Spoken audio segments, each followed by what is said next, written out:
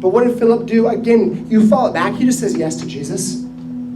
He says yes to the Lord. This guy who's not this gifted evangelist, this guy who's not the person that you would want to be the face of your company, has now just taken the gospel for the first time to the ends of the earth.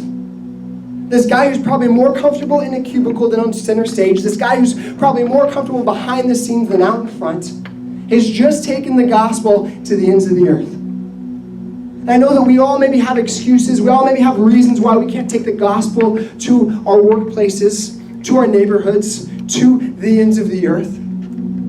But what if for a moment we just said, God, I'm not going to make any more excuses? What if for a moment we said, God, I'm not going to look at my insecurities. I'm not going to give you any more reasons. I'm just going to go. I'm going to live like Philip. I'm going to do it. What if we said just for a moment, I'm going to follow you to the ends of the earth? What would it look like? What could God do?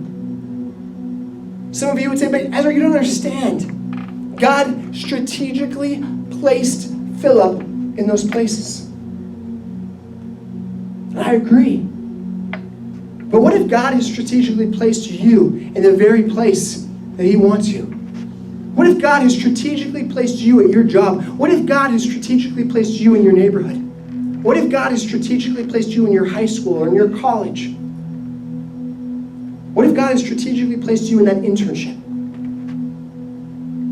So that the ends of the earth, the ends of Stony Point, the ends of Terra Vista, the ends of Paloma Lake could come to know the gospel.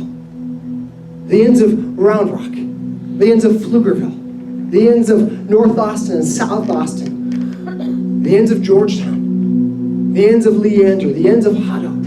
What if God has placed you so that your city and your neighborhood and those that you know and those that you don't even know could come to know Jesus?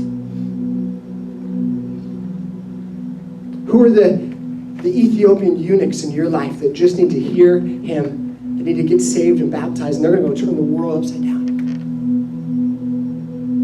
I want to conclude with this. This Friday is Church in the Park. This Friday is also September 9th, which is a very significant day in my life. It was 15 years ago, on September 9th, that my parents called me and they said, we need you to meet us for dinner right now. My very first thought was, what did I do wrong? You just know. You like that voice of your parent, that tone. I'm thinking the whole time I'm driving over there, okay, I'm thinking, what did I do wrong? We get to the restaurant, I order, they don't. You know you're in trouble then when your parents don't order. It's like, what did I do?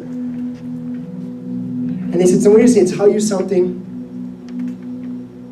And we want you to know that things like this happen, that we love you, that Jesus is for you. I'm thinking, are you guys, did someone die? Like, what happened? I'm thinking about my sister, I'm thinking about all these kinds of things. 2.5 years prior, my parents had left a very successful, thriving church in Oregon, and they moved down to inner city Los Angeles to take over a church. This church at one point in time was a church of 25,000 people. In its heyday, celebrities were getting saved there. Ambulances were stopping at this church for people to get prayed over before they'd even go to the hospital. God was moving so mightily at this church. Over the years, over the decades, the church had dwindled and lost its focus. It was down to about 150 people. My parents and a team of other people were invited to come in and take over the church. They said yes, because the Lord was leading them to it. 2.5 years later, the church had exploded. It was growing very rapidly. They had planted another campus in Pasadena outside of it. Ministries were getting launched. People were getting saved. It was an incredible season. Several days prior, they had found out from the president of that denomination that our entire staff was going to be mandatorily resigning.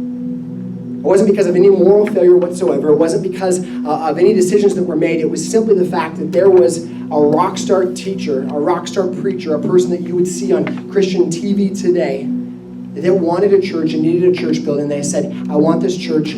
I'll come be a part of your denomination. I'll bring my churches and my resources, my people, my name, my brand into your denomination if you give me that church. A deal was made without board approval. A deal was made in back rooms. And I'm finding all this stuff out, and basically my parents said, hey, we're done. Those students that you love and that you're pastoring, you need to tell them goodbye in the coming years. They've asked for everyone to resign and